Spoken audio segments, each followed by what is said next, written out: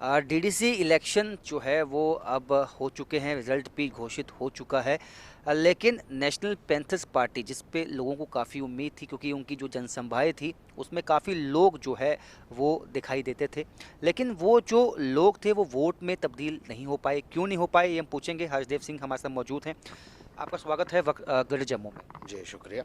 क्या वजह रही हरदेव जी, जो एक हमने देखा काफ़ी रैलीस में जो है जन सलाह वहाँ पे देखने को मिलता था, वो वोट्स में क्यों नहीं तब्दील हो पाया? देखिए, अगर ये लोगों का फैसला है तो हमारे सिर माथे के ऊपर है। और रिज़ल्ट चूँकि अनाउंस हो चुके हैं, इसलिए इसके ऊपर ज़्यादा मुझे नहीं लगता है कि कोई भी कमेंट करना चाहिए। अगर लोगों ने वोट हमारे खिलाफ डाला है तो हम उसको कबूल करेंगे, लेकिन बहुत सारी ऐसी चीज़ें भी हैं जो बड़े सवालिया निशान भी यहाँ खड़े होते हैं।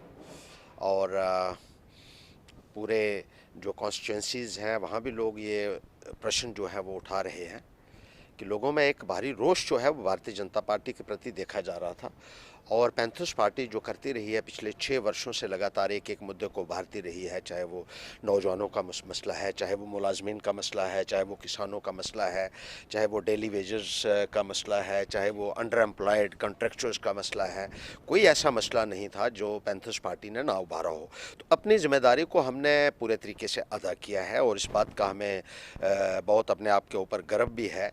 किसानों के साथ जब ज़मीनें ये खाली करवा रहे थे तो हम भी उनके साथ खड़े हुए। मज़दूर जब बाहर फंस गए थे उनके साथ हम खड़े हुए। जब भारतीय जनता पार्टी के सारे लोग जो हैं अपने एसी के कमरों में बंद रहे और उन्होंने कभी किसी की आवाज़ उठाने की कोशिश नहीं की, उस वक़्त पैंथर्स पार्टी सामने आई और हमने बिल्कुल आवाज़। सर, आपने जो है तमाम जो है इश्यूज़ को उठाया, लेकिन वही सवाल है कि जो क्या वजह है कि परफॉर्मेंस में वो दिखाई नहीं दिया?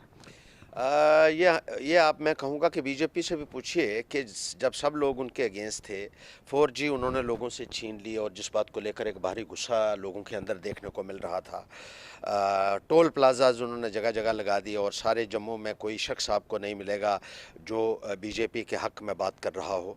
और महंगाई का दौर आप देख लीजिए, प्याज भी इन्होंने 80-80 रुपये किलो बेचा है। जो हाँ, उसके बावजूद भी जो सीटें मिली हैं तो बीजेपी भी थोड़ा सा जस्टिफिकेशन तो दे दे, हम उनकी बात भी सुने कि आपको क्यों इतनी सीटें मिल गई हैं। क्योंकि जम्मू के लोगों को तो निराशा हुई है। जब भी आप पीडीपी के साथ भी रहे तो उस वक़्त भी आपने पूरे तरीके से आत्मसमर्पण किया। पहले आपने पीडीपी के साथ अलायंस बनाया, पहले कहते थे कि ये देश विरोधी पार्टी है, फिर उनके कहने के ऊपर 11,000 पत्थरबाजों की भी रिहाई की, फिर यूनिलेटरल सीज़ फायर भी आपकी। आपके दौरान में जितने हमारे सैनिक शहीद हुए, जितने सिविलियंस शहीद हुए, उतने आज तक नहीं हुए। बॉर्डर्स के ऊपर सर, टेंशन का जो माहौल रहा कुछ वो लीडर्स सबसे ने, ज़्यादा। जम्मू के कुछ लीडर्स ने जिसमें लाल सिंह भी है, उनका कहना है कि धांधली हुई है। आपका मानना है? देखिए, ये तो लोग अच्छे तरीके से जानते हैं। अब हम अपने मुंह से क्या बोलेंगे। यहाँ आप इंटरव्यू कर रहे होंगे और बीजेपी वालों ने कुछ पेड लोगों को रखा हुआ है कि वो लगातार कमेंट करेंगे उनके हक में और गाली देंगे। जो बीजेपी के खिलाफ बोलेगा उसको गाली देने के लिए उन्होंने लोग जो हैं वो किराए के ऊपर भी रखे हुए हैं। अब वो लोग भी अच्छे तरीके से जानते हैं कि क्या हुआ है क्या नहीं हुआ है। अब आवाम जो है वो भी इस वक्त यही चर्चा चल रही है कि बीजेपी को सीटें मिली हैं तो क्यों मिली हैं। हर शख्स ये जानना चाहता है। अगर आप इलाके में चले जाएंगे तो लोग कहते हैं हमने तो इनको वोट दिए ही नहीं है, लेकिन इसके बावजूद भी ये लोग जीत गए हैं। वोट देने के बगैर भी ये लोग जीत जाते हैं। यही तो बीजेपी का कमाल है जो पूरे हिंदुस्तान में हो रहा है आज की तारीख में। आज बीजेपी के कुछ लीडर हैं जो चाहे वो इंडिपेंडेंट कैंडिडेट हैं, चाहे वो कुछ जीत के आए हैं जो बीजेपी के सपोर्ट से, उनका ये कहना है कि जो मनकोटिया साहब ने जो बयान दिया था महिलाओं पे, उसका जो खमियाजा है वो भुगतना पड़ा है। अगर मनकोटिया जी के बयान का खुमाइजा है तो बीजेपी ने क्या किया है। उन्होंने तो मंजू सिंह के ऊपर हमला करवाया। ये शराब पी हुई थी एक आदमी ने, उसको पहले शराब पिलाई और उस आदमी को जब पकड़ा गया तो उसने कहा कि मुझे बीजेपी के एक्स एमएलए ने शराब पिला के मंजू सिंह के ऊपर हमला करने के लिए भेजा हुआ था। और उसने इस बात को तस्लीम किया, तब भी कुछ नहीं हुआ। इनके लोग महिलाओं के प्रति क्या बयान देते हैं। क्या नरेंद्र मोदी जी ये नहीं कहते थे शशि थरूर की पत्नी के लिए कि वो 50 करोड़ रुपए की गर्लफ्रेंड है। क्या उन्होंने जो रेणुका चौधरी है, कांग्रेस की लीडर हैं, बहुत बड़ी लीडर हैं, उनके लिए अपशब्द नहीं बोले थे, शूर्पणखा जैसे शब्द जो बोले थे उन्होंने। क्या बीजेपी वाले सोनिया गांधी को बार डांसर नहीं बोलते हैं? क्या ठीक है, नरेंद्र वो मोदी गलत जी है के बारे में ये हरदेव नहीं सिंह कहा जी। जाता है कि स्नूपिंग जी करवाई जी, उन्होंने वो गलत लीडर्स है। अगर अगर महिलाओं के बारे में बोला वो टिप्पणी गलत है। जब ये करते हैं तो वो जस्टिफाइड है। और एक जो नाच गाना, उन्होंने ये कहा था कि नाच गाने वाले लाई हैं, तो क्या नाच गाने वाले इन्होंने लोग नहीं लाए हुए थे? नाचने वाले लोगों को तो लाया था इन्होंने। तो नाच गाने वालों को अगर नाच गाने वाला कहा जाए तो इसमें गलत क्या है, मुझे बताइए। उनको क्या कहेंगे आप? और उनको शर्म किस बात की आती है? अगर स्मृति ईरानी जी को भी मैं कहूँगा कि उनको भी शर्म नहीं आनी चाहिए, क्योंकि उनका ये प्रोफेशन रहा है। टीवी में तो वो काम जब करती थी तो पैसे के लिए ही तो करती थी वो, तो उसमें इतनी शर्म उनको नहीं होनी चाहिए थी। और इस बात को बेवजह जो तूल दिया जाना, तो क्या नरेंद्र मोदी जी को जवाब नहीं देना चाहिए इस बात का? वो प्रधानमंत्री हैं तो कुछ भी कह सकते हैं। क्या लोगों को जवाबदेही नहीं बनती है कि किसी की बीवी के लिए उन्होंने इतने अपशब्द बोले? पूरे हिंदुस्तान में उस वक्त चर्चा हुई थी। तब तो इनको कहीं भी वोट नहीं मिलने चाहिए थे कि उनका जो सबसे बड़ा लीडर है बीजेपी का वो क्या कह रहा है। और महिलाओं के लिए यहाँ की लेडीज़ जो है, इनकी पार्टी की लेडीज़ ये कहती थी कि बीजेपी के लोग बीजेपी की लेडीज़ के साथ कैसा बर्ताव करते हैं, होटलों में बुलाते हैं। क्या इन्हीं की लीडर्स ने नहीं कहा था? सारे सोशल मीडिया में वायरल हुआ कि बीजेपी में जो लेडीज़ को ये भर्ती करते हैं उनको आगे बढ़ने के लिए ये कहते हैं कि आपको होटलों में आना पड़ेगा। तो उसका जो है वो इम्पैक्ट नहीं हुआ। हमारे अगर कोई एक लीडर ने कह दिया कि वो नाचने वालों को ला रहे हैं, तो बीजेपी वाले उसी बात को अगर ये बनाएंगे और अपनी जो है गलत जो इन्होंने किया है उसको छुपाने के लिए या धांधली को छुपाने के लिए इस किस्म के जो है बयान के ऊपर कह देंगे कि उसकी वजह से हो गया, तो ये सिक्स को लोग मानने वाले नहीं है। ये इसके साथ साथ अब कांग्रेस पार्टी का ये कहना है कि अब बीजेपी को रोकना है उनको जम्मू कश्मीर में, इसलिए हम वो जो गुपकार अलायंस है उनको हम अपना सीट शेयरिंग बेसिस पे समर्थन दे देंगे। क्या आप उसको जायज़ समझते हैं? देखिए, ये तो कांग्रेस बेहतर जानती है कि उनको क्या करना है क्या नहीं करना है। लेकिन पैंथर्स पार्टी जो है वो लोगों के हित के लिए लड़ती रही है और लड़ती रहेगी।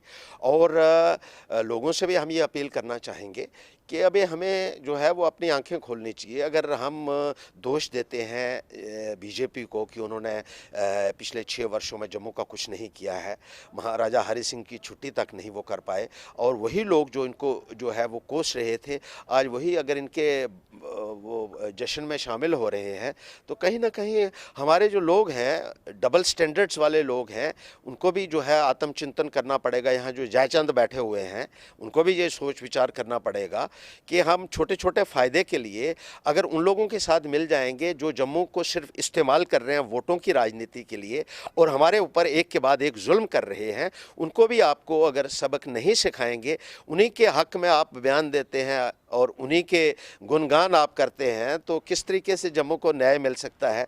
जिन लोगों ने यहाँ के अवाम की आशाओं के ऊपर एक तुषाराघात किया है, एक भी मसला नहीं है जो जम्मू का हल हुआ हो। जितने भी अब सर, क्योंकि ये घोषणा हो चुकी है, परिणाम आ चुके हैं, अब जो है ऐसा भी कहा गया कि ये ट्रायल चुनाव हैं, इसमें बीजेपी देखेगी कि वो कहाँ पे उनका स्टैंड करती है, और अब असेंबली चुनाव भी जल्द करवा सकते हैं। आपको लगता है ये जल्द करवाएंगे, या आपको लगता है कि अभी जल्द इलेक्शन नहीं होंगे और ये ट्रायल चुनाव नहीं थे?